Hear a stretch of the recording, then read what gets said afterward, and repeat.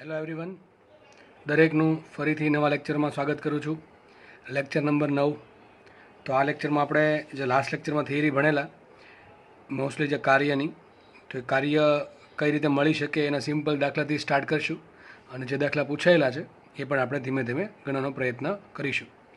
તો લેક્ચર ઘણો આઈએમપી રહેશે તમારા માટે, કેમ કે આ દાખલા જો આવડી જશે સિમ્પલ તો પછીના દાખલા પણ બધા આવડી જશે. બરાબર છે? તો વધારે સમય વેડફ્યા વગર આપણે લેક્ચર સ્ટાર્ટ કરીએ. તો સિમ્પલ ક્વેશ્ચન છે, નીચેની પ્રક્રિયાઓમાં થતા કાર્ય મેળવો. હવે તમને કાર્ય મેળવવાનું કીધું છે, તો કાર્ય આપણે મેળવી લેશું પહેલાં પીવી ડાયાગ્રામ વડે ઘેરાતા આલેખના ક્ષેત્રફળ પરથી વી અક્ષ પર. પણ છેલ્લે આપણે એ પણ ડિસાઇડ કરશું કે કાર્ય ધન આવશે કે ઋણ આવશે.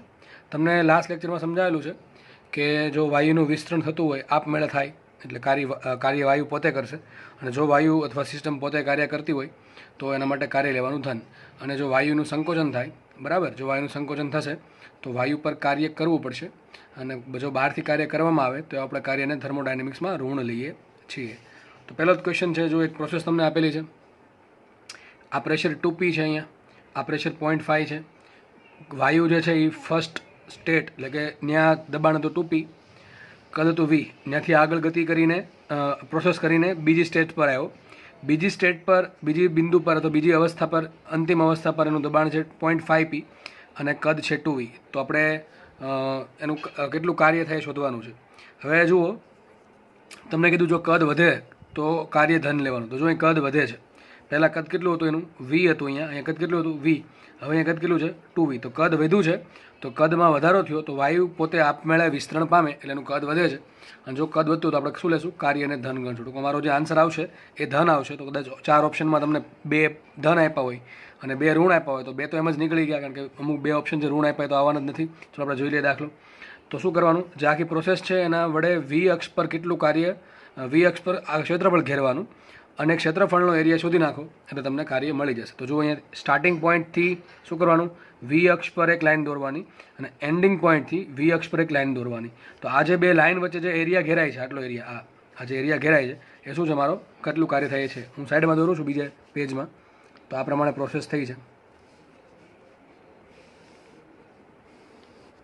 અહીંયા કદ છે v, અહીંયા કદ છે 2v, અહીં પ્રેશર છે 2p, અહીંયા છે પ્રેશર 0.5p, બરાબર આટલું આપેલું છે. તો કેટલું ક્ષેત્રફળ ઘેરાશે? આટલું ક્ષેત્રફળ ઘેરાશે અહીંથી લઈને અહીંયા સુધીમાં. તો આ જે ક્ષેત્રફળ ઘેરાણું તમારે એનો એરિયા શોધવાનો છે. ડાયરેક્ટલી ના પડે શું કરવાનું? આ જે ભાગ છે, આ ભાગ, એના 2 ભાગ પાડી દેશું. એક બનશે કાટકોણ ત્રિકોણ અને એક બનશે લંબચોરસ નીચે. તો એક કાટકોણ ત્રિકોણ બન્યો આટલો ભાગ. ચલો એનો એરિયા શું હશે? તો કે હાફ પાયો ગુણ્યા વેધ. હાફ પાયો શું આવશે આનો? તો અહીંયા કદ છે v, અહીંયા કદ છે 2v. તો કેટલું કદ વધ્યું? v જેટલું વધ્યું. તો હાફ પાયો ગુણ્યા વેધ શું આવશે? આટલો આવશે ને વેધ, આટલું વેધ આવશે. અહીંયા દબાણ છે 2p, અહીંયા દબાણ છે 0.5p. તો કેટલું દબાણ હશે? 1.5p, દોઢ હશે ને. આટલું જે દબાણ છે એ 2p છે, આટલું દબાણ અહીંથી લઈને અમારા અહીંયા સુધી, બીજા નેલ સુધી આ દબાણ છે 2p. કેટલું દબાણ છે? 2p. અને આટલું જે દબાણ છે અહીંથી લઈને અહીંયા સુધી એ 0.5p છે. તો આટલું દબાણ કેટલું હશે? 1.5p. તો શું આવશે અહીંયા? 1.5p. તો કેટલું આવશે? આ જો આને 1.5 ને શું કહેવાય? 3/2. શું કહેવાય? 3/2. 3/2 ભાગ્યા 2 શું થશે? 3/4. તો શું આવશે? 3/4 pv. તો ત્રિકોણનો એરિયા થઈ ગયો 3/4 pv. હજી મારા આ જે લંબચોરસ છે એનો એરિયા કેલ્ક્યુલેટ કરવો પડશે. તો લંબચોરસનો એરિયા શું આવે? લંબાઈ ગુણ્યા પહોળાઈ. લંબાઈ કેટલી? તો જુઓ નીચે કેટલો છે દબાણ, સોરી કેટલો કદનો ફેરફાર છે? તો કે v ઇન્ટુ લંબાઈ ગુણ્યા પહોળાઈ. પહોળાઈ કેટલી આવશે?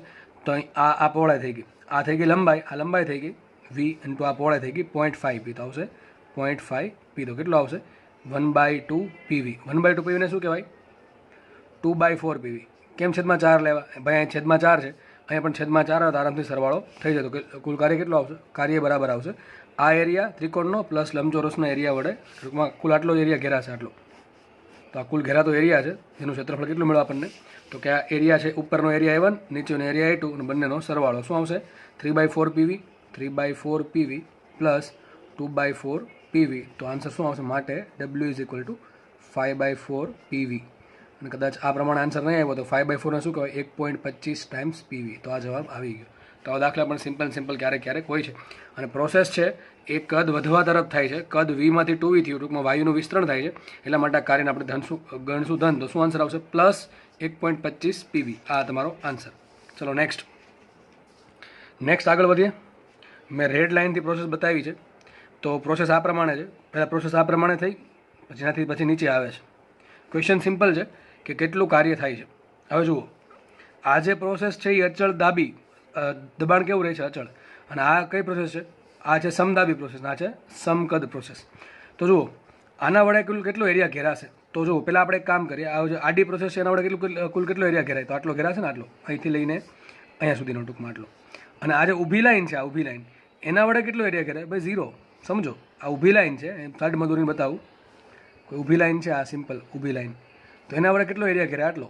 પોઈન્ટ જેટલો ઘેરાશે. પોઈન્ટની આપણે મેથેમેટિક્સમાં પોઈન્ટનું મૂલ્ય કેટલું હોય? પોઈન્ટનું બિંદુનું મૂલ્ય લઈએ છીએ 0. બિંદુનું પરિમાણ 0 હોય. ટૂંકમાં બે પ્રોસેસ છે, એક તો આ પ્રોસેસ થઈ અને બીજી આ પ્રોસેસ થઈ. આ જે પ્રોસેસ છે એને કહેવાય સમદાબી પ્રોસેસ, અને આ જે પ્રોસેસ છે એને કહેવાય સમકદ પ્રોસેસ. પીવીનો આલેખ, પી વિરુદ્ધ વી, બરાબર છે. તો આના પરથી સાબિત એવું થાય, સમકદ પ્રોસેસમાં કાર્ય 0 થાય છે. શું થાય? સમકદ પ્રોસેસમાં કાર્ય 0 થાય છે. આપણે અત્યારે દાખલાનો ગણીએ તો દાખલો ખાલી એવું જ માંગે છે કે કેટલું કાર્ય થાય છે. ચલો કાર્ય શોધી નાખીએ આપણે. તો કેટલું એરિયા ઘેરાશે? આટલું એરિયા ઘેરાશે, આટલું. આપણા જે બીજી પ્રોસેસ છે એ પણ એરિયામાં આવી જશે. તો આ જે એરિયા ઘેરાણો એ થઈ ગયું મારા માટે કાર્ય. સૂત્ર શું છે? કાર્ય બરાબર તો કે એરિયા. તો કેટલો એરિયા થયો? સપોઝ કે આ લંબચોરસ બન્યું તો લંબચોરસનો એરિયા શું થાય? શું થશે લંબચોરસનો એરિયા? લંબાઈ ગુણ્યા પહોળાઈ. ચલો અહીંયા કદ કેટલું છે? વી. અહીંયા કદ કેટલું છે? 3v. તો કેટલું કદ વધ્યું? 2v. તો આવશે કદ 2v ઇન્ટુ લંબાઈ ગુણ્યા પહોળાઈ. પહોળાઈ શું આવશે? તો અહીંથી લઈને અહીંયા સુધીની લંબાઈ. આ કેટલી લંબાઈ? પહોળાઈ કેટલી છે? અહીંયા પ્રેશર 0 છે, અહીંયા પ્રેશર 3p છે, તો શું આવશે? 3p. તો શું આવશે? 6 ટાઈમ્સ pv. તો આ મને કાર્ય મળી ગયું. અને પ્રોસેસ જે છે, પ્રોસેસ એક આ જે પ્રોસેસ છે એ કદ વધવા તરફ થાય છે. ટૂંકમાં આ પ્રોસેસમાં જે કાર્ય મળશે કેટલું મળશે? 6 pv. અને આ જે પ્રોસેસ હતી આ પ્રોસેસ, એમાં કાર્ય કેટલું થશે? 0. તો કુલ કાર્ય કેટલું આવશે? 6 pv પ્લસ 0, એટલે કુલ કેટલું આવશે? 6 pv. હવે આ જે પ્રોસેસ છે એ કદ વધવા તરફ થાય છે. અને જો કદ વધતું હોય, ટૂંકમાં વાયુનું વિસ્તરણ થતું હોય, તો કાર્ય શું આવશે? ધન. તો શું આવશે આન્સર? પ્લસ 6v, બરાબર, 6 pv. બરાબર. આગળ વધીએ નેક્સ્ટ પ્રોસેસ તરફ. ઓકે, ચલો. તો દાખલા થોડાક સારા લીધા છે કે જે પૂછાયેલા દાખલા છે. તો હવે જે દાખલા આવશે, આગળ જે 2 દાખલા ગણ્યા હતા એ થોડુંક પ્રેક્ટિસ માટે ગણ્યા હતા. તો આવા દાખલા સિમ્પલ પૂછાય છે. દાખલા નંબર 3 જોઈએ. દાખલો પૂછાયેલો છે, ક્યાં પૂછાયેલો છે એક્ઝેક્ટલી મને ખબર નથી, પણ કંઈક પૂછાયેલો છે, બરાબર છે. જુઓ, ચલો. એક તમને શું આપ્યું છે? ચક્રીય પ્રોસેસ આપી છે. તો ચક્રીય સાયક્લિક પ્રોસેસમાં કાર્ય કઈ રીતે મળે? તો કાલ શીખવાડ્યું હતું. સાયક્લિક પ્રોસેસમાં દરેક પ્રક્રિયાનું અલગ અલગ કાર્ય શોધવાની જરૂર નથી. એનથી આન્સર આવી જશે, પણ ટાઈમ બગડશે. ત્યાં પહેલાં સમય પતી જશે, બરાબર છે.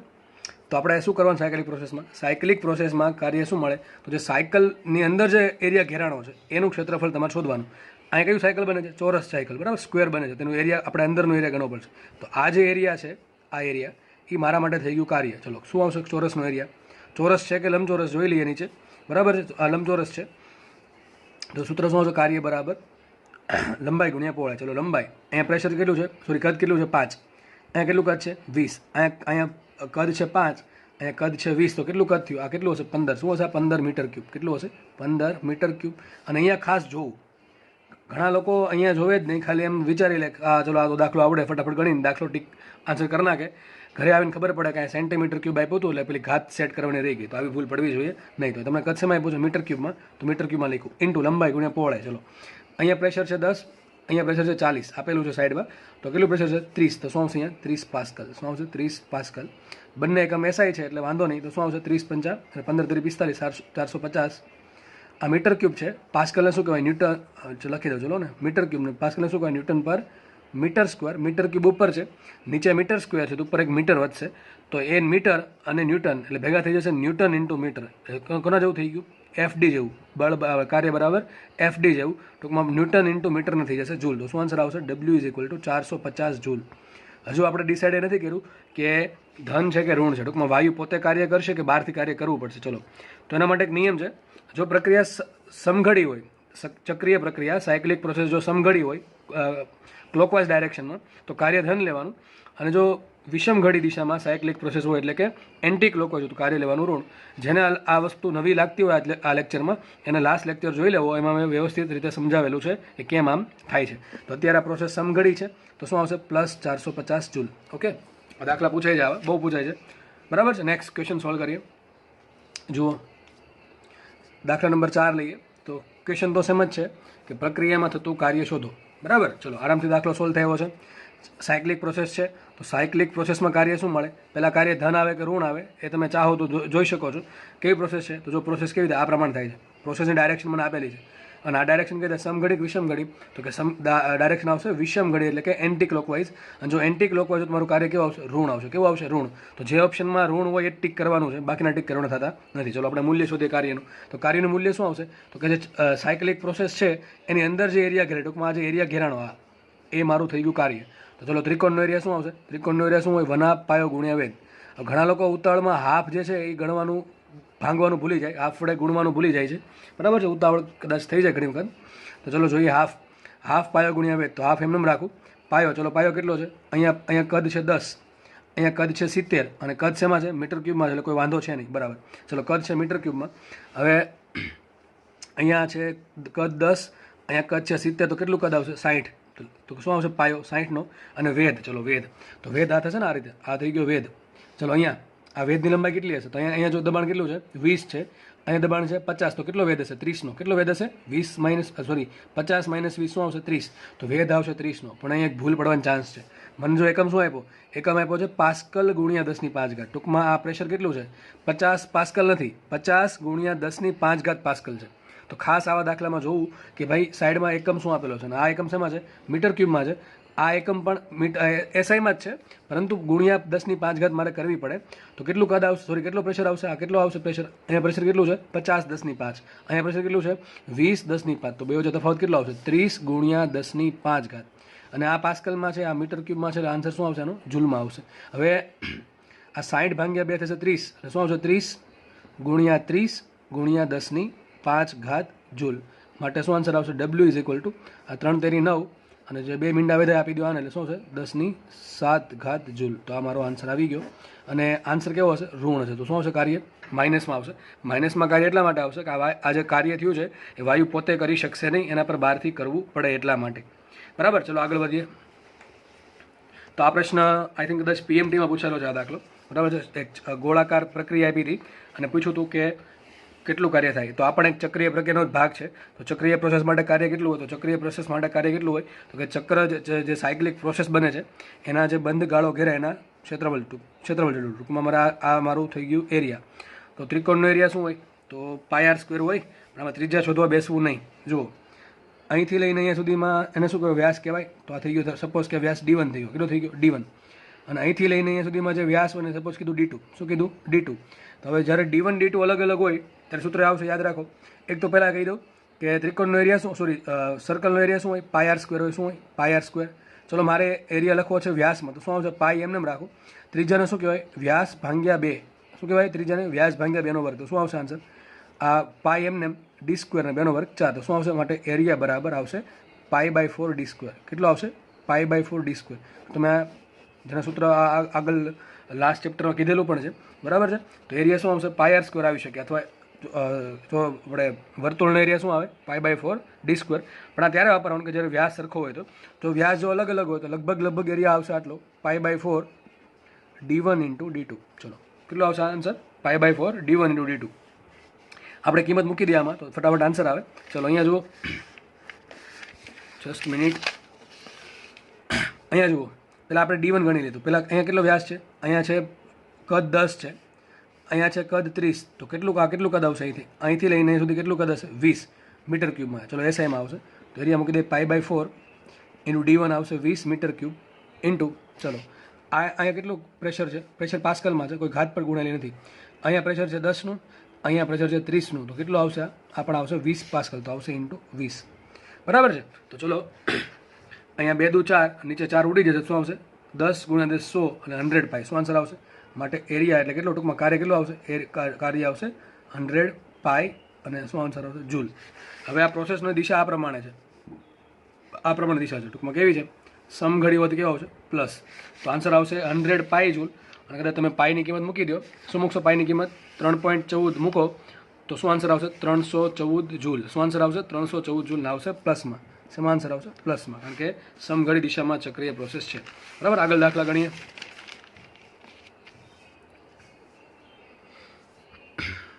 જો આ પ્રોસેસ કઈ રીતની છે, કદાચ દેખાતી ના હોય તો આ પ્રમાણે પ્રોસેસ છે.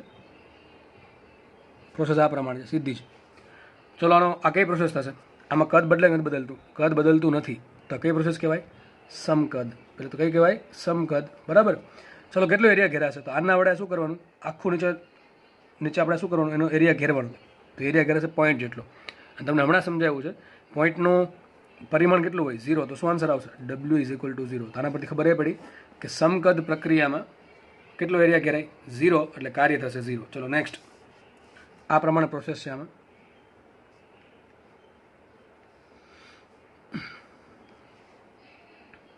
તો આ કઈ પ્રોસેસ થશે?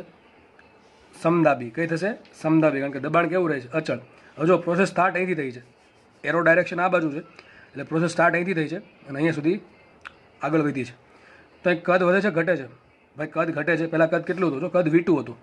રકમ આવું કે રકમમાં આ ડાયાગ્રામ આપેલો છે. તો મારું પ્રારંભિક કદ કેટલું આવશે? V2 આવશે. અંતિમ કદ કેટલું આવશે? V1 આવશે. કેટલું આવશે? V1 આવશે. ચલો તો કાર્ય શું આવશે? W બરાબર કેટલો એરિયા ઘેરાય? ચલો એરિયા સુધી નાખીએ આપણે. આટલો એરિયા ઘેરાશે, આટલો એરિયા ઘેરાશે. તો કેટલો એરિયા? સૂત્ર શું આવશે? W બરાબર એરિયા. કેટલો એરિયા આવશે? તો ધારો કે લંબચોરસ બને છે, તો લંબચોરસની ક્ષેત્રફળ શું થાય? તો લંબચોરસ ક્ષેત્રફળ થાય લંબાઈ ગુણ્યા પહોળાઈ. તો આપણે લંબાઈ શોધીએ. આટલું કદ, આટલું અહીંથી લઈને અહીંયા સુધી કદ છે V2, અહીંથી લઈને અહીંયા સુધી કદ છે V1. તો આ કદ કેટલું હશે? V2 - V1. કેટલું હશે? V2 - V1. તો લંબાઈ આવી ગઈ V2 - V1. બરાબર. કેટલી લંબાઈ આવશે? V2 - V1 ઇન્ટુ પહોળાઈ. તો પહોળાઈ કેટલી આવશે? આટલી આવશે ને સીધી. તો પહોળાઈ કેટલી થશે? અહીંયા પ્રેશર 0 છે, અહીંયા પ્રેશર P છે, તો કેટલું થશે? P. તો શું આન્સર આવશે? W=V2 - V1 × P. પણ જો આ ટીક કરીને આવો તો આન્સર ખોટો પડશે, 5 માર્ક જશે. કારણ એ છે કે પ્રોસેસ થાય છે ઘટતા કદ તરફ. ટૂંકમાં વાયુનું સંકોચન થાય છે, અને વાયુનું સંકોચન કોઈ દિવસ આપમેળે થઈ શકે નહીં. એના પર કાર્ય બહારથી કરવું પડે, અને બહારથી કાર્ય કરવું પડે તો આગળ મૂકવું પડે માઇનસ. તો શું આન્સર આવશે? Exactly W=-P × V2 - V1. અથવા જો માઇનસ ગુણીને આપી દીધું હોય તો શું લખાશે? W=P(V1 - V2). તો આ આન્સર આવી શકે, અથવા આ પણ આન્સર ચાલે, અથવા ઉપરનો આન્સર પણ ચાલે. જે ઓપ્શનમાં હોય એ ટીક કરવો પડે. પણ તમે જો આ આન્સર ટીક કરીને આવ્યા કે W=V2 - V1 × P, તો 5 માર્ક સીધા જશે. હા, જો પ્રોસેસ આમ આપી હોત, મને પ્રોસેસ આમ આપી હોત તો શું કરવું પડે? તો અહીંયા પ્લસ આવત. બરાબર છે. આગળ વધીએ. ચલો પ્રોસેસ કઈ રીતની છે જોઈ લો. પ્રોસેસ અહીંથી સ્ટાર્ટ થઈ, અહીંથી. બરાબર છે. આ દાખલો સારો છે. અહીંથી સ્ટાર્ટ થઈ છે, અહીંયા સુધી આવે છે. ટૂંકમાં આ પ્રમાણે પ્રોસેસ થઈ, અહીંથી સ્ટાર્ટ અહીંયા સુધી આવે છે, પછી નીચે જાય છે. બરાબર. પછી અહીંયા સુધી આવે છે, અહીંયા સુધી અડધે અટકી જાય છે. એરોની ડાયરેક્શન આ રીતે છે, અને તમારે કાર્ય શોધવાનું છે. આ દાખલો સારો છે. ચલો તો શું કરશો? આમાં 3 પ્રોસેસ છે, અલગ અલગ 3 પ્રોસેસ છે. એમાં આ તો ખબર પડી ગઈ તમને. આ કઈ પ્રોસેસ થાય? સમકદ. સીધી લાઈન છે, સીધી લાઈન વડે કેટલો એરિયા ઘેરાય? 0. ટૂંકમાં આ પ્રોસેસ જે છે એનું કોઈ કાર્ય નથી. તો વધી 2 પ્રોસેસ. અને બીજી વાત, આ ચક્રીય પ્રોસેસ નથી, કારણ કે પ્રોસેસ અહીંયા રૂકી ગઈ. હા, જો અહીંથી આમ કંઈક પ્રોસેસ થાય, 2 અને 1 જોડાઈ જાય, ટૂંકમાં અંતિમ અવસ્થા અને પ્રારંભિક અવસ્થા સરખી થઈ જાય, તો આ ચક્રીય પ્રોસેસ છે. ટૂંકમાં આ ચક્રીય પ્રોસેસ છે નહીં. ઘણા મગજમાં ખબર નહીં શું આવે એટલે આમ કરી નાખે, આમ કરી નાખે. નો આપ્યું હોય તો આમ કરી નાખે, પછી એનો એરિયા શોધીને આવે, પછી આ દાખલો મને આવડી ગયો, પણ ખબર ન હોય 5 માર્ક ગયા છે એમાં. બરાબર. તો પ્રોસેસ અહીંયા અટકી ગઈ છે. ટૂંકમાં ચક્રીય સાયકલિક પ્રોસેસ નથી. તો આ દાખલો સોલ્વ કેમ કરવો? તો 3 અલગ અલગ પ્રોસેસ વહેંચી નાખીએ આપણે. એમાં પહેલી આ જે પ્રોસેસ છે, આ પ્રોસેસ એ સમકદ પ્રોસેસ છે. ટૂંકમાં એના વડે કેટલો એરિયા ઘેરાશે? પોઈન્ટ જેટલો. અને પોઈન્ટ જેટલો એરિયા ઘેરાય એના વડે કોઈ કાર્ય મળતું નથી, કારણ કે એનું ક્ષેત્રફળ કોઈ હોય નહીં. તો વસ્તુ 2 વિધી. એક તો ઉપરની ધારો કે નામ આપી દઉં, એના નામ દઉં 3, અહીં 4 નામ આપી દઉં. બરાબર છે. તો 1 થી 3 જે પ્રોસેસ થઈ, 1 થી 3 એ થાય છે આ બાજુ. પછી 4 થી જે 2 થઈ એ થાય છે આ બાજુ. આપણે એક કામ કરીએ, પહેલાં 1 થી 3 થઈનો એરિયા શું ઘેરાય? થોડા એરિયા આપણે ઘેરી નાખીએ. કેટલો થશે? આટલો થશે, આ રીતે. બરાબર, આટલો થશે ને? ધ્યાનથી સમજજો દાખલો. બરાબર છે. અને આમાં કદ ઘટે છે કે વધે છે? આ કદ વધે છે, સોરી ઘટે છે. તો આના વડે કેટલો એરિયા આવશે? તો આને લખી દો સપોઝ A1. ચલો A1 શું આવશે? તો A1 બરાબર શું લખાય? બોલો. A1 શું થશે? ધારો કે આ રેક્ટેંગલ બન્યો છે, લંબચોરસ. તો લંબચોરસનો એરિયા શું થાય? લંબાઈ ગુણ્યા પહોળાઈ. અને નીચે લંબાઈ કેટલી? નીચે લંબાઈ કેટલી આવશે? અહીંયા છે કદ છે 10, અહીંયા આ મીટર ક્યુબમાં છે. બરાબર. કદ મીટર ક્યુબમાં છે, પ્રેશર પાસ્કલમાં લખે, ચિંતા નથી. અહીંયા કદ છે 30, તો કેટલું કદ વધે છે? 20 વધે. તો શું આવશે? લંબાઈ 20 ગુણ્યા આ કેટલું દબાણ થશે? તો દબાણ થશે કેટલું? 50. આપણે આ એરિયાની વાત કરીએ છીએ, આ એરિયાની. આ લંબચોરસ, મોટા લંબચોરસ, એની લંબાઈ થશે 20 અને પહોળાઈ થશે 50. તો આવશે 50 એટલે કેટલા આવશે? 1000. તો કેટલો એરિયા આવ્યો? 1000 આવ્યો. બરાબર છે. તો કેટલું કાર્ય આવશે W1. તો જે પહેલી પ્રોસેસ જે છે એના કારણે કેટલું કાર્ય મળશે W1 ઇઝ ઇક્વલ ટુ 1000. હવે જોવાનું એ રહ્યું ધન છે કે ઋણ છે. તો અહીં જો કદ ઘટે છે, 1માંથી 3 તરફ જાવ એમ કદ ઘટ્યું. પહેલાં કદ હતું 30, હવે કદ થઈ ગયું 10. તો કદ ઘટે છે અને કદ ઘટતું હોય તો સંકોચન થયું અને થશે આગળ માઇનસ. તો કેટલું આવશે? -1000 જૂલ. ચલો આગળ બીજી પ્રોસેસ આ થઈ. આ પહેલી પ્રોસેસ થઈ આ 1 થી 3. બીજી પ્રોસેસ થાય છે 3 to 4. 3 to 4 પ્રોસેસમાં કોઈ એરિયા ઘેરાતો છે નહીં.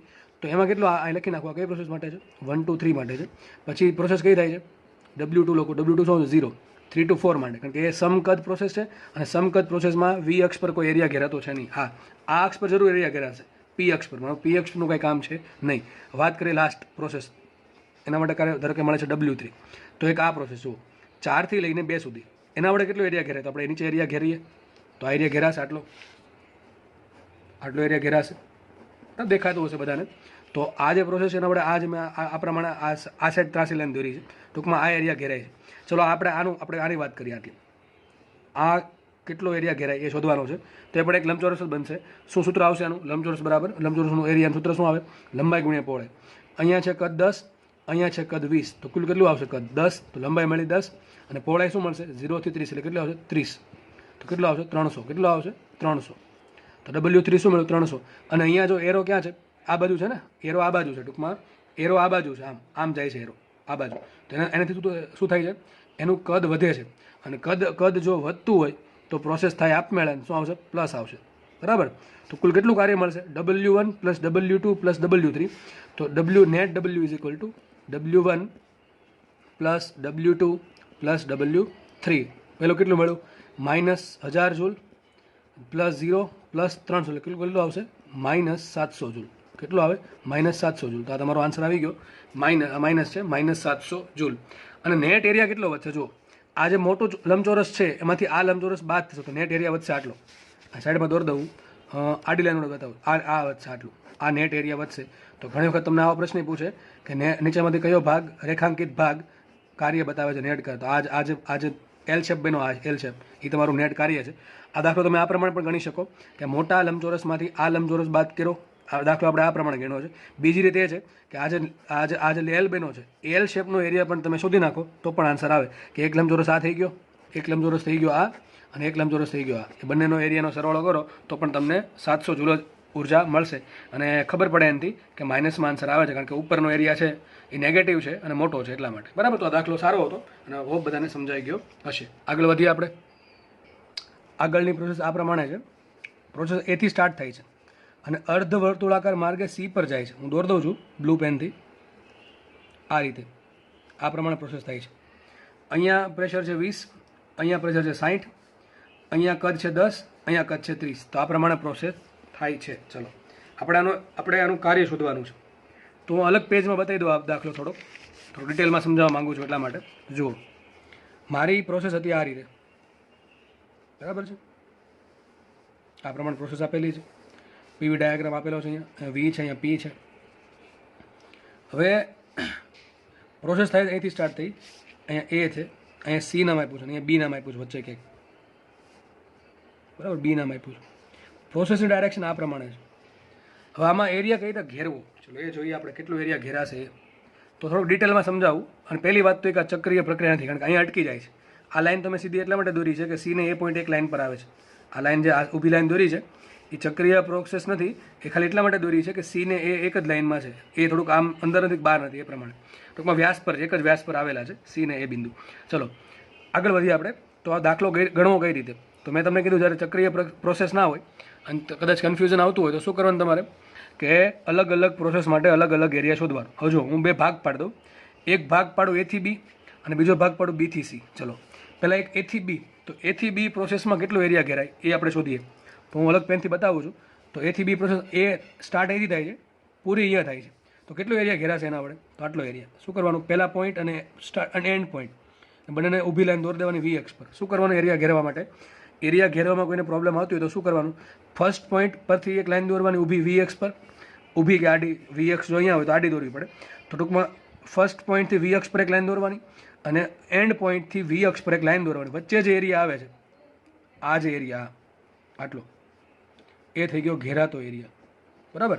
તો જે પહેલી પ્રોસેસ છે A to B, એ આટલો એરિયા આપે છે. અને જો અહીંયા કદ વધે છે ઘટે છે, એ પર કદ ધારો કે અહીંયા કેટલું આપ્યું છે રકમમાં, એ પર કદ ચલો 30 10, ઓકે 30 10, અહીંયા કદ છે 30, અહીંયા છે 10, તો કદ ઘટે છે કે વધે છે? હું એ થી બી તરફ જાઉં છું, એમ જો પ્રેશર વધતું જાય છે પણ કદ ઘટતું જાય છે. તો આના કારણે જે એરિયા મળશે એ કેવો મળશે? નેગેટિવ મળશે. કેવો મળશે? નેગેટિવ. અને એરિયા નેગેટિવ, ટૂંકમાં કાર્ય કેવું મળશે? નેગેટિવ મળશે. વાત કરીએ બીજી ઉપરની પ્રોસેસની. જો આ પ્રોસેસ, આ કઈ પ્રોસેસ? B2C. તો આ પ્રોસેસ છે B2C. હવે એનાથી શું થાય? જો કેટલો એરિયા ઘેરાશે, તો મેં શું કીધું, એનો ફર્સ્ટ પોઈન્ટ થઈ ગયો આ, અને લાસ્ટ પોઈન્ટ થઈ ગયો આ. એના પરથી શું કરવાનું તમારે? એક અહીંયા લાઈન દોરવાની ઊભી V અક્ષ પર, અને એક લાઈન થઈ ગઈ આ, બરાબર છે. એ બે વચ્ચે જે એરિયા ઘેરાય છે, ટૂંકમાં હું આડી લાઈનથી બતાવી દઉં, આટલો એરિયા. બધો એરિયા કોના કારણે આવશે? BC પ્રોસેસનો. આ બધો એરિયા તમામે તમામ. હવે જુઓ, A to B પ્રોસેસનો એરિયા આટલો હતો, ભૂલી નહીં ગયા તો યાદ હશે, આટલો એરિયા હતો A to B નો, બરાબર છે, આટલો એરિયા હતો. અને B થી C નો એરિયા બધો જેટલો દેખાય છે, ડોટ આડી લાઈન એ જે દેખાય છે એ તમને બધો એરિયા છે કોનો? B2C પ્રોસેસનો, બરાબર છે.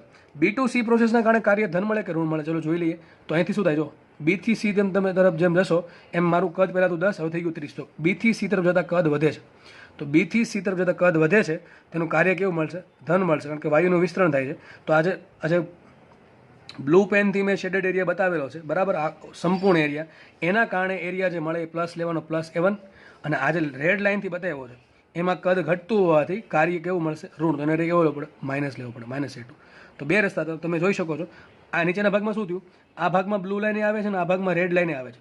આ જે ભાગ છે આટલો ભાગ, આટલા ભાગમાં બ્લુ લાઇન પણ આવે છે અને રેડ લાઇન પણ આવે છે. તો બ્લુ લાઇન શું બતાવે? ધન એરિયા બતાવે. રેડ લાઇન શું બતાવે છે? ઋણ એરિયા બતાવે છે. તો બંને શું કરશે? એકબીજાને નાબૂદ કરશે. તો આ એરિયા નીચેનો વધશે જ નહીં, આ એરિયા નાબૂદ થઈ જશે. તો વધશે કેટલો? આટલો એરિયા. આ જે તમારો અર્ધવર્તુળાકાર ભાગ છે એનો જે એરિયા છે એ જ એરિયા મારા દાખલાનો નેટ આન્સર આવશે. તો ચલો દાખલો અહીં ગણાવી દઉં છું હવે. તો આજે શું કરું? આ ભાગ જે છે એનો એરિયા કેટલો? આટલો થયો ને. તો ચલો આનો એરિયા શોધવાનો છે. તો આ શું છે? વર્તુળ નથી, આ શું છે? અર્ધવર્તુળ. અને અર્ધવર્તુળનો એરિયા શું હોય? તો એ બરાબર શું થાય? તો વર્તુળનું અડધું. વર્તુળનો એરિયા કેટલા હોય? πr²નું અડધું ને. કેટલા આવશે? πr²/2. અથવા મેં તમને કીધું વ્યાસની વાત કરતા હોય તો તમે વ્યાસે લઈ શકો છો, અથવા આમ લખી શકો. માટે A = πr1r2. શું લખશો ને? πr1r2/2. બરાબર. આ પ્રમાણે પણ દાખલો કરી શકો. આ છેદમાં 2 કેમ આવ્યા? કારણ કે એરિયા છે એ અડધો ઘેરાય છે. વર્તુળ હોત આખું તો શું આવત? πr². પણ અહીં શું છે? અર્ધ વર્તુળ છે એટલે શું આવશે? πr²/2. અને જો ત્રિજ્યા બે અલગ અલગ હોય, આ ત્રિજ્યા ના ત્રિજ્યા, તો શું લખવાનું? r1r2/2. ચલો, અથવા ગણો. ચલો દાખલો આવડશે કે નહીં હવે? તો જો અહીંયા કેટલું પ્રેશર છે? અહીંયા કદ છે 10. કેટલું કદ છે? 10. અહીંયા કેટલું કદ છે? 30. તો કેટલો આવશે? માટે એરિયા એટલે કે કાર્ય કેટલો આવશે? અને કાર્ય ધન આવશે કે ઋણ આવશે? તો કે ધન આવશે ભાઈ, કારણ કે નેટ એરિયા જે વધ્યો છે ધનનો વધ્યો હતો એટલા માટે. પાય રાખવું એમને. R1 શું આવશે અહીંયા? તો આ ત્રિજ્યા થઈ ને, આટલી આ ત્રિજ્યા થઈ ને, કેટલી આવશે ત્રિજ્યા? આવશે 20. આવશે 20 ઇન્ટુ R2. તો R2 શું લેવાના? અહીંથી લઈને અહીંયા સુધીની આ થઈ ગયો વ્યાસ, એનું અડધું. તો અહીંથી કેટલું થયું? અહીંયા 20 છે, અહીંયા 60 છે, અહીંયા છે દબાણ 20, અહીંયા 60 છે, તો કુલ દબાણ કેટલું હશે? આ છે 40, એનું અડધું કેટલું થાય? 20. સમજ પડે કે નહીં પડતી? અહીંયા દબાણ 20 છે, અહીંયા 60 છે, તો કુલ કેટલું છે? 40. 40નું અડધું અહીં કેટલું થશે? 20. તો અહીંયા કેટલું દબાણ છે? 40 હશે. ટૂંકમાં આ કેટલું થશે? 20. તો આવશે બીજી ત્રિજ્યા 20 અને છેદમાં આવશે 2. તો શું આવશે? માટે W = 2 કેન્સલ થશે, આવશે 200 પાઈ, 200 પાઈ જૂલ. આ તમારો આન્સર આવી ગયો. બરાબર છે. ચલો આગળ વધીએ. તો કદાચ આમાં આવો દાખલો પણ પૂછી શકે કે કેટલો એરિયા ઘેરાશે? તો કેટલો ઘેરાશે? અર્ધવર્તુળ જેટલો. બરાબર. આગળ વધીએ દાખલા નંબર 10 તરફ. આ દાખલો પણ પૂછેલો દાખલો છે. આ દાખલો જે છે, જો દાખલો શું કહે છે? એક સાયક્લિક પ્રોસેસ આપેલી છે વર્તુળાકાર. તો તમને આ દાખલો બહુ ઇઝી હમણાં કરાવ્યો જેવો જ છે કે સાયક્લિક પ્રોસેસમાં બંધ ગાળામાં ઘેરાતું ક્ષેત્રફળ કાર્ય આપે છે. જો કાર્ય ધન ક્યારે થાય? સાયક્લિક પ્રોસેસ સમઘડી હોય તો. અને એ જો સમઘડી જ લાગે છે તો સૂત્ર શું આવશે? એરિયા બરાબર કાર્ય કેટલું આવશે? π/4d². કેટલું આવે? π/4d². પણ જો વ્યાસ અલગ અલગ હોય તો શું લેવાનું? π/4d1d2. આ પ્રમાણે લેવાનું. π/4d1d2. મુખ્ય કિંમત તો π/4d1. તો ચલો આ વ્યાસ કેટલો છે? આ વ્યાસ નીચે જોઈએ કદમાંથી મળશે. અહીંયા છે 50, અહીંયા છે 150. તો શું આવશે? કેટલો આવશે બોલો? 50 એટલે 150 કેટલો આવશે? 100. તો આવશે 100. પણ અને સોરી બીજી વાત કે અહીંયા આલેખ કોનો આપ્યો છો? મેં પણ ઉતાવળ કરી ગયો છું. જોકે ફરક નહીં પડે, વર્તુળ છે એટલે, પણ ભૂલ પડવી જોઈએ નહીં. પહેલાં હંમેશા જોવાનો આલેખ. આલેખ કોનો છે? V વિરુદ્ધ P નો છે. જો કોનો છે? V વિરુદ્ધ P નો છે. તો એરિયા ઘેરવાનો ક્યાં? આ બધું ઘેરવો પડે, પણ આમાં એ સવાલ આવશે નહીં, કારણ શું છે, સાયક્લિક પ્રોસેસ છે એટલે આપણે એરિયા અંદરનો જ લેવાનો છે. તો બરાબર છે. તો D1 શું આવશે? D1 ચલો આ વ્યાસ થઈ ગયો, કેટલો એમ દબાણ છે? 50 છે. દબાણ કયું છે? 150 છે. તો કેટલો દબાણ વધ્યું? 100 વધ્યું ને, પણ શેમાં છે? તો કિલો પાસ્કલમાં. શેમાં છે? કિલો પાસ્કલમાં. તો શું લખીશ અહીંયા? જે દબાણ હોય ને કિલો વડે ગુણવાનું, ટૂંકમાં કેટલું દબાણ આવશે? 50 અહીંયા છે, અહીંયા 150, તો વચ્ચે હશે કેટલું? આ કેટલું છે? 100. તો શું છે? 100 ઇન્ટુ કિલો પાસ્કલની 10⁻³ બીજી મૂકવી પડે, કિલો પાસ્કલ છે એટલે, બરાબર. તો અમને મળ્યું D1. ચલો D2 શું આવશે? તો D2 એટલે આ એરિયા થઈ ગયો ને, આ વ્યાસ થઈ ગયો. ચલો અહીંયા કદ છે 20, અહીંયા કદ છે 40. તો કદ કેટલું? આ કેટલું છે? 20 છે ને, કેટલું છે? 20. તો ઇન્ટુ 20 ઇન્ટુ એકમ. એકમ જેમાં શેમાં છે? સીસીમાં છે. શેમાં છે? સીસીન. સીસીન શું કહેવાય? Centimetre cube. તો આ શેમાં આવશે? સેન્ટીમીટર ક્યુબમાં આવશે. આ શેમાં આવશે? પાસ્કલમાં આવશે. અને કિલોના મૂકી દીધા છે માટે કેટલું આવશે? π/4 એમને રાખું ઇન્ટુ આ 10⁻³ આ 10ની બીજી શું કહેવાય? 100 એટલે કેટલી થશે? 10⁵. 20 રાખીએ એમને ઇન્ટુ સેન્ટીમીટર ક્યુબને ફેરવીએ મીટર ક્યુબમાં. તો 1 સેમી એટલે 10⁻². બંને સાઈડ ઘન કરો, અને સોરી આ બંને સાઈડ ઘન કરો શું થશે? 10⁻6. તો એ 10⁻+5 છે, આ 10⁻6 છે, આ 20નું એક મીંડું છે એ 5ને આપો તો 10⁶ થઈ જશે. આ 10⁶, આ 10⁶ ઉડી ગઈ, પ્લસ માઇનસ ઘાત ઉડી ગઈ. અહીં શું હશે? 2π/4. તો શું આવશે આન્સર? π/2. કેટલો આવશે આ કાર્ય? π/2 જૂલ, એટલે 1.57 જૂલ. બરાબર. આ દાખલો પૂછેલો દાખલો છે. દાખલામાં ભૂલ ક્યાં પડે? એક તો સીસીનું કન્વર્ટ ન કરતો પડે, કિલો પાસ્કલનો કે લેવાનો ભૂલી જાવ તો પડે. બરાબર. નેક્સ્ટ દાખલો. તો નેક્સ્ટ દાખલો જે છે એ દાખલો તમારે PMTમાં પૂછેલો દાખલો છે. બરાબર. આપણે વર્ષનું કંઈ કામ નથી, તો કે આ PMT લખવાનું પણ કંઈ કામ નથી, આપણે શીખવાથી મતલબ છે, દાખલો પૂછેલો હોય કે ના હોય. ચલો તો આ દાખલો જોઈને ખબર પડી જાય તરત. જુઓ, સાયક્લિક પ્રોસેસ છે. આ કેમ ખબર પડે સાયક્લિક પ્રોસેસ? જો અહીંથી સ્ટાર્ટ થઈ, આ પ્રોસેસ અહીંથી સ્ટાર્ટ થઈ અને આગળ વધે છે, અહીંયા આવી, બરાબર. પછી પ્રોસેસ આગળ વધી અહીંયા સુધી આવી, પછી ત્યાંથી આગળ વધીને પછી નીચે આવી, અહીંયા સુધી આવી, બરાબર છે. ત્યાંથી પછી સ્ટાર્ટિંગમાં જ્યાં હતું ત્યાં જ આવી ગઈ. તો અહીંથી સ્ટાર્ટ થઈ હતી, અહીંયા પછી પૂરી થઈ છે. તો જે પ્રોસેસ માટે સ્ટાર્ટિંગ ફેઝ, સ્ટાર્ટિંગ સ્ટેટ અને ફાઇનલ સ્ટેટ, અંતિમ અવસ્થા અને પ્રારંભિક અવસ્થા સરખી હોય એવી પ્રોસેસને કહેવાય સાયક્લિક પ્રોસેસ. ચલો એક કામ કરું, આ સાયક્લિક પ્રોસેસમાં મને બે ગાળા દેખાય છે, તો આનો એરિયા કેટલો હશે? તો આજે સાયક્લિક પ્રોસેસ છે એની અંદર જે એરિયા ઘેરાય છે એ થઈ ગયો મારા માટે કાર્ય. તો આમાં કુલ કેટલું અંદર ઘેરાય છે? તો આટલું ઘેરાય છે. એક તો આ ઘેરાણું અને એક આ ઘેરાણું. તો આપણે બેને અલગ અલગ સોલ્વ કરીએ. જો આને નામ આપી દો A1. તો A1 શું આવશે? તો એક ત્રિકોણ છે, ત્રિકોણનો એરિયા શું થાય? 1/2 પાયો ગુણ્યા વેધ, તો 1/2. ચલો પાયો, આનો પાયો શું થઈ ગયો? આટલો થયો. આ પાયો આટલો પાયો છે, બરાબર. આટલો પાયો છે. નીચે કદ કેટલું આપ્યું? અહીંયા કદ છે V0, અહીંયા કદ છે V0, અહીંયા કદ છે 2V0. કદ કેટલું આવશે? V0 આવશે ને. અહીંયા કદ કેટલું છે? નીચે દેખાય છે V0. અહીંયા અહીં લખી નાખું, આ V0 છે, આ 2V0 છે, આ પ્રેશર P, આ વચ્ચે છે 2P અને ઉપર છે 3P, બરાબર. આ પ્રમાણે પ્રેશર છે P 2P 3P. કદ V0 20. તો અહીંયા કદ છે V0, અહીંયા કદ છે 2V0. તો કદ કેટલું વધ્યું? V0 વધ્યું ને. પાયો કેટલો આવશે? V0 into વેધ. તો અહીંયા આને વેધ કહેવાય ને, આને આ થઈ ગયો વેધ. વેધની લંબાઈ ક્યાંથી મળશે? અહીંથી મળશે, અહીંથી મળશે ને સાઈડમાંથી. અહીંયા પ્રેશર 3P છે, અહીંયા પ્રેશર 2P. તો વચ્ચે કેટલું પ્રેશર છે? P. તો કેટલો એરિયા આવશે? A1 = PV0/2. ચલો એક કામ કરીએ, A2 સુધી નાખીએ, પછી આપણે વહીવટ કરીએ. A2 બરાબર. ચલો A2. તો A2 પણ એક ત્રિકોણ જ છે. ત્રિકોણનો એરિયા શું થાય? 1/2 પાયો ગુણ્યા વેધ, તો 1/2. અહીંયા પાયો શું થશે? સેમ પાયો થશે. કેટલો પાયો આવશે? V0 થી 2V0. તો કેટલો આવશે? V0. તો 1/2 પાયો ગુણ્યા વેધ શું આવશે? આ ત્રિકોણનો વેધ થઈ ગયો. આ ત્રિકોણનો વેધ આવશે અહીંથી સ્ટાર્ટ કરીને અહીંયા સુધી. ત્રિકોણનો વેધ કઈ રીતે મળશે? તો સાઈડમાંથી મળશે. અહીં પ્રેશર 2P છે, અહીંયા પ્રેશર P છે. કેટલું પ્રેશર વધે? P. તો કેટલો આવશે? માટે A2 બરાબર શું આવશે? PV0/2. તો જેટલું A1 છે એટલું જ A2 છે. તો શું કરશું બેન? સરવાળો. હા, સરવાળો કરો તો શું થાય? PV0/2 plus PV0/2. એટલે શું આન્સર આવશે? PV0. પણ જો PV0 આન્સર ટીક કર્યો તો 5 માર્ક જશે. કેમ? અરે મેં પહેલાં કીધું કે ખાલી એરિયા ગણીને બેસી નહીં જવાનું. 90% સ્ટુડન્ટની આ જ ભૂલ પડે છે દાખલામાં, કે એરિયા ગણીને બેસી જાય. કોઈ દી સાઇન કન્વેન્શન વિશે તો ભાઈ કાર્ય જે છે કે જે એરિયા છે ધન લેવું કે ઋણ લેવું, તો એક સ્ટેપમાં દાખલો કોઈ દી પતશે નહીં. હંમેશા યાદ રાખો કે સરે કીધું હતું બીજું સ્ટેપ છે. શબ્દો યાદ કરવા કે સરે એવું કીધું હતું કે કાર્ય ગણીને બેસી જવું નહીં, સાઇન કન્વેન્શન હંમેશા વાપરવું. બાકી 5 માર્ક સીધા જશે. લાગશે દાખલો આવડી ગયો, પણ ઘરે આવીને ખબર પડશે કે 5 માર્ક ગયા છે. એવું ના થાય, બરાબર. એના માટે શું કરવાનું? હંમેશા સાઇન કન્વેન્શન જોઈ લઈએ. તો આપણે પહેલાં આ પ્રોસેસ જોઈ લઈએ. આટલી અહીંયા જો પ્રોસેસ કેવી પ્રમાણે થાય છે, આ પ્રમાણે જાય ને. આ સમઘડી વિષમઘડી, આટલી ઉપરનો ત્રિકોણની વાત કરું છું. તો આ પ્રોસેસમાં ડાયરેક્શન આ બાજુ છે, તો કેવી થઈ? વિષમઘડી. શું આવશે? માઇનસ. અને નીચેની પ્રોસેસ જુઓ, આ પ્રમાણે થાય છે નીચેનું ત્રિકોણ. તો શું કહેશું આને? સમઘડી કે વિષમઘડી? આ થઈ ગઈ સમઘડી. તો આનો એરિયા કેવો આવે? ધન આવે. એક એરિયા ઋણ છે, બીજો એરિયા ધન છે, અને બંનેની કિંમત સરખી છે, તો કાર્ય થશે 0. કેટલું કાર્ય થાય? 0. અને શું આન્સર આવે? 0. એટલે મેં કીધું દાખલો PMTમાં પૂછેલો છે, સારો દાખલો છે આમ તો, જોઈને ખબર પડી જાય. બરાબર, આવા તમે ઘણા દાખલા બનાવી શકો. જેમ કે સપોઝ કે તમને આ પ્રમાણે પ્રોસેસ આપી, ધારો કે આ પ્રમાણે પ્રોસેસ આપી,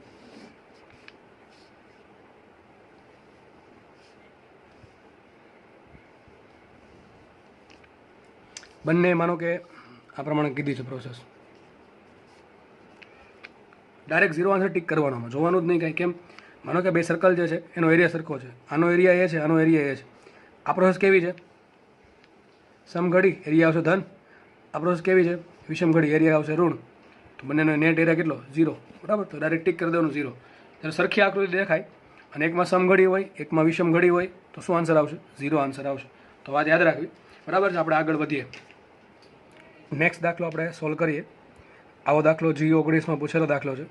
તો જેને કોન્સેપ્ટ ક્લિયર હશે આગળના લેક્ચરમાં, આ લેક્ચરમાં, એને આરામથી હસી ખુશી દાખલો સોલ્વ કરી નાખ્યો હશે, બાકી તો નહીં આવડે. જુઓ શું છે, બે પ્રક્રિયા છે, 1A2 અને 1B2. 1થી સ્ટાર્ટ થાય છે, એક માર્ગ કયો માર્ગ છે? 1A2 માર્ગે જાય છે, અને બીજી જાય છે 1B2 માર્ગે. તો બંને પ્રોસેસ માટે ઉષ્મા વિનિમય, કાર્ય તથા આંતરિક ઉર્જાના ફેરફારનો સંબંધ મેળવો. ટૂંકમાં તમારે કહેવાનું છે કઈ પ્રોસેસમાં ઉષ્મા વધારે ગઈ, કેમાં ઓછી ગઈ, શેમાં કાર્ય વધારે થયું, શેમાં કાર્ય ઓછું થયું, અને શેમાં આંતરિક ઉર્જાનો ફેરફાર વધારે છે, ઓછો છે. ચલો આપણે પહેલાં કાર્યની વાત કરી દઈએ. તો કાર્ય પહેલાં લખી નાખું કોના માટે? W1A2 માટે. ચલો કોના માટે લખું કાર્ય? W1A2, ઉપરની પ્રોસેસ છે એના માટે. હવે આમાં કાર્ય ધન આવશે કે ઋણ આવશે? જોઈને ખબર પડી જાય. તો પ્રોસેસ સ્ટાર્ટ થઈ છે 1 થી, જાય છે 2 તરફ, અને કદ વધે છે, તો કાર્ય કેવું આવશે? ધન આવશે. કેવું આવશે કાર્ય? ધન. ઓકે, ચલો હવે આના માટે કેટલો એરિયા ઘેરાશે? તો આટલો એરિયા ઘેરાશે. હું દોરતો નથી, સમજી લેજો. અહીંથી સ્ટાર્ટ કરીને આટલો એરિયા, બરાબર છે, આટલો એરિયા. આમ પેન ચાલે ને પર જુઓ, અહીંથી સ્ટાર્ટ કરીને અહીંયા સુધી, ટૂંકમાં ફર્સ્ટ પોઈન્ટ આ છે, ત્યાંથી લાઈન દોરો. 2 પોઈન્ટ અહીંયા, લાસ્ટ પોઈન્ટ અહીંયાથી લાઈન દોરો. તો આટલો એરિયા, આ એરિયા આખો ઘેરાશે. કોના વડે? પહેલી પ્રોસેસ, ઉપરની પ્રોસેસ વડે. બરાબર. બીજી પ્રોસેસ માટે ચલો લખીએ.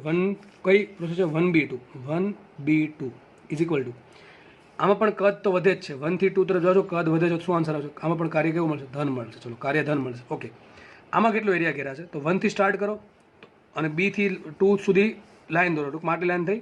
હવે આ જે એરિયા ઘેરાશે આટલો, ચલો દોર દો અહીંયા. આ એરિયા,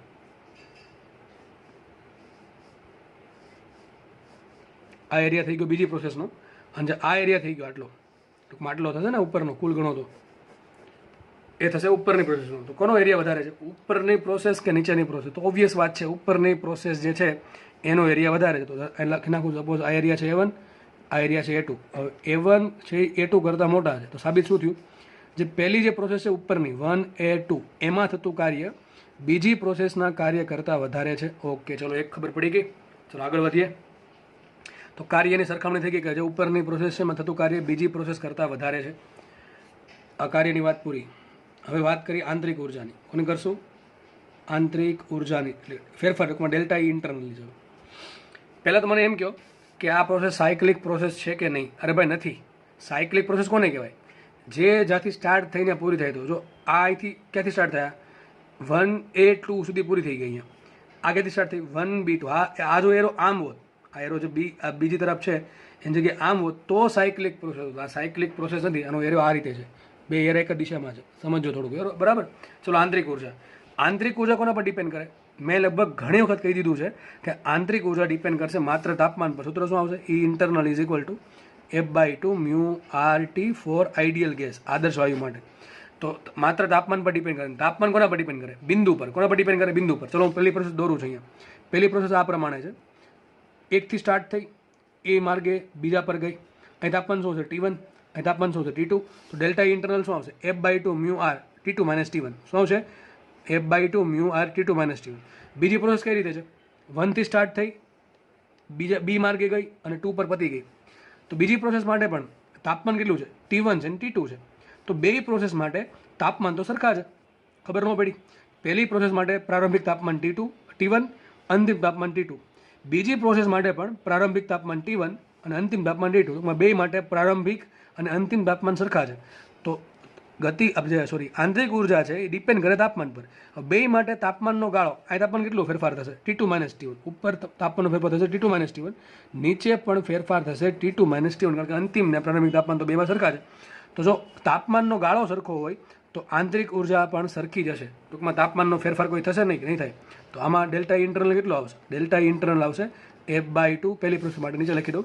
પહેલી પ્રોસેસ માટે એટલે કઈ 1A2 માટે કેટલો આવશે delta internal? Delta internal is equal to F/2 μr. Delta T શું આવશે? T2 - T1. અને બીજી પ્રોસેસ થઈ 1B2, એના માટે પણ શું આવશે? Delta internal is equal to F/2 μr T2 - T1. તો બે માટે બે સરખું જ છે, તો લખાઈશું delta internal for 1A2 process is equal to delta internal 1B2 process. તો યાદ રાખો ડેલ્ટા ઇન્ટરનલ છે એ બિંદુ ફંક્શન છે, પોઈન્ટ ફંક્શન છે. કેવું ફંક્શન છે? Point function. કારણ શું? કારણ કે ડેલ્ટા ઇન્ટરનલ ડિપેન્ડ કરે તાપમાનના ફેરફાર પર. જો તાપમાનનો ફેરફાર બે પ્રક્રિયા માટે સરખો હોય તો ડેલ્ટા ઇન્ટરનલ સરખી જશે. તો બે પ્રોસેસ કે જે સરખા બિંદુએથી સ્ટાર્ટ થઈ છે અને અંતિમ બિંદુએ પૂરી થાય છે, બે માટે જો તાપમાનનો ફેરફાર સરખો હોય તો બંને માટે આપણે આંતરિક ઉર્જાનો ફેરફાર પણ સરખો આવશે. તો જો એક પ્રોસેસ માટે કાર્ય વધારે હતું, બીજા માટે કાર્ય ઓછું હતું, અને કે કાર્ય છે એ પાથ ફંક્શન છે, બરાબર? કાર્ય છે પાથ ફંક્શન છે.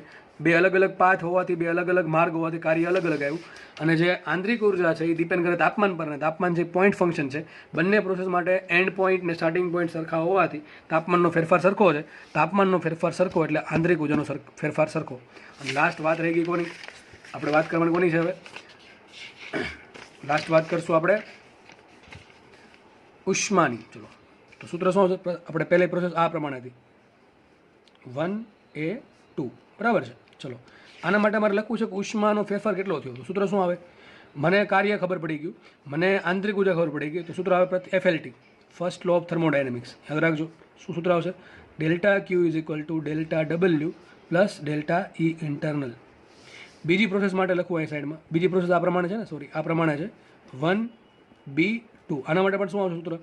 Delta Q is equal to delta W plus delta E internal. મારે આ શોધવાનું છે કે આ મોટું છે કે આ મોટું છે. આ કોના માટે છે? આ છે 1A2 માટે છે, અને આ કોના માટે છે? આ છે 1B2 માટે. તો ડેલ્ટા Q 1A2 મોટું છે કે ડેલ્ટા Q 1B2 મોટું? ચલો એ શોધવાનું છે. તો આપણે એક કોના પરથી ખબર છે? આના પરથી. Delta W plus delta internal બે જગ્યાએ. ચલો, તો બંનેમાં ડેલ્ટા ઇન્ટરનલ તો કેવું છે? હમણાં કીધું કેવું છે? સરખું છે, કારણ કે બે માટે પ્રારંભિક અને અંતિમ તાપમાન કેવા છે? સરખા. ટૂંકમાં આના પર ડેલ્ટા Q બે વસ્તુ પર ડિપેન્ડ કરે, કાર્ય પર અને આંતરિક ઉર્જાના ફેરફાર પર. બેમાં આંતરિક ઉર્જાનો ફેરફાર કેવો છે? સરખો છે. તો ડિપેન્ડ કોના પર કરશે? કાર્ય પર. તો જેનું અહીં વચ્ચે પાછો સરવાળો છે, જેનું કાર્ય મોટું એની ઉષ્મા મોટી. તો કાર્ય કોનું મોટું છે? 1A2નું, 1B2નું? 1A2નું. તો આનું કાર્ય મોટું છે, અને આનું કાર્ય જે છે નીચેની પ્રોસેસનું એનું કાર્ય કેવું છે? નાનું. બેમાં આંતરિક ઉર્જાનો ફેરફાર સરખો છે, તાપમાનનો ગાળો સમાન હોવાથી, પણ બેમાં કાર્ય અલગ અલગ છે, કારણ કે માર્ગ અલગ અલગ છે. તો પહેલી પ્રોસેસ એટલે કે 1A2 જે પ્રોસેસ છે એમાં કાર્ય મોટું છે, અને બીજી પ્રોસેસ એટલે કે 1B2 પ્રોસેસ એમાં કાર્ય છે નાનું. એટલે આમાં કાર્ય મોટું હોવાથી એનો ડેલ્ટા Q થશે મોટો, અને બીજી પ્રોસેસ નીચેની જે છે એમાં ડેલ્ટા Q થશે નાનું. લખાઈશું ડેલ્ટા W કોના માટે? 1A2 is greater than delta W 1B2. અને બેમાં આંતરિક ઉર્જા કેવી છે? ડેલ્ટા E internal for 1A2 is equal to delta E internal 1B2. અને સૂત્ર છે delta Q is equal to delta W plus delta E internal. પ્રથમ નિયમ પરથી ઉષ્માગતિશાસ્ત્રના શું લખાશે? Delta Q for 1A2 process is greater than delta Q 1B2 process. તો આ મારો આન્સર થઈ ગયો. જે ઓપ્શનમાં ત્રણેય વસ્તુ આપેલી હોય એ મારો ઓપ્શન આવશે, બરાબર છે. જે પહેલી પ્રોસેસ ઉપરની પ્રોસેસમાં કાર્ય મોટું છે, નીચેની પ્રોસેસમાં કાર્ય નાનું છે, બંનેમાં તાપમાનનો ગાળો સમાન છે, એટલે કે બંનેમાં આંતરિક ઉર્જાનો ફેરફાર થશે સરખો, અને કાર્ય મોટું હોવાથી ઉષ્માગતિશાસ્ત્રનો પહેલો નિયમ એમ કહે છે કે કાર્ય ઉષ્માનો વિનિમય બરાબર કાર્ય પ્લસ આંતરિક ઉર્જાનો ફેરફાર. બંનેમાં આંતરિક ઉર્જાનો ફેરફાર સરખો છે, તો ડેલ્ટા Q કોનો મોટો થશે? જેનું કાર્ય મોટું થશે એનું. અને બંનેમાં કાર્ય પાછું કેવું મળે છે? ધન જ મળે. કેવું મળે છે? કાર્ય ધન જ મળતું હોવાથી આપણે કહી શકીએ ડેલ્ટા ઇન્ટરનલ બેમાં સરખું, અને કાર્ય બેમાં ધન છે. આમાં ઋણ હોય, આમાં ધન હોય તો હજી જોવું પડે, પણ બેમાં કાર્ય પણ ધન છે, એટલે જેનું કાર્ય મોટું હશે એની ઉષ્માનો વિનિમય પણ મોટો હશે. એટલે આ સાબિત એવું થાય છે પહેલી પ્રોસેસ ઉપરની જે છે એમાં ઉષ્માનો વિનિમય મોટો થશે, બરાબર છે. દાખલો અહીંયા પૂરો થાય છે, અને આઈ થિંક આપણે આ લેક્ચર પણ અહીંયા રાખીએ. તો આપણે આ લેક્ચરમાં જે દાખલા સોલ્વ કરાવેલા છે, હજી દાખલા સોલ્વ થશે આના, જ્યારે હું તમને જી અને નીટના થર્મોડાયનેમિક્સના પૂછેલા દાખલા સોલ્વ કરાવીશ ત્યારે આવા દાખલા હજી આવશે જે પૂછાયેલા. અત્યારે ખાલી તમને બેઝિક ખ્યાલ આપેલો કે કાર્યના દાખલા કઈ રીતે સોલ્વ કરવા. તો આ લેક્ચર બહુ જ આઈએમપી છે, બહુ ઇઝી લેક્ચર હતો આમ તો બધા લેક્ચરની કમ્પેરિઝનમાં. આમાં કંઈ બહુ ખાસ હતું નહીં કારણ કે એરિયા શોધા છે બધા મોસ્ટલી દાખલામાં. તો લેક્ચર બહુ ઇઝી હતો અને આવા દાખલા તમને જોવા મળશે નીટમાં અને જી બંનેમાં. જીમાં પણ દાખલા આવા પૂછાય છે, નીટમાં પણ આવા દાખલા કાર્ય શોધવાના પૂછાય છે.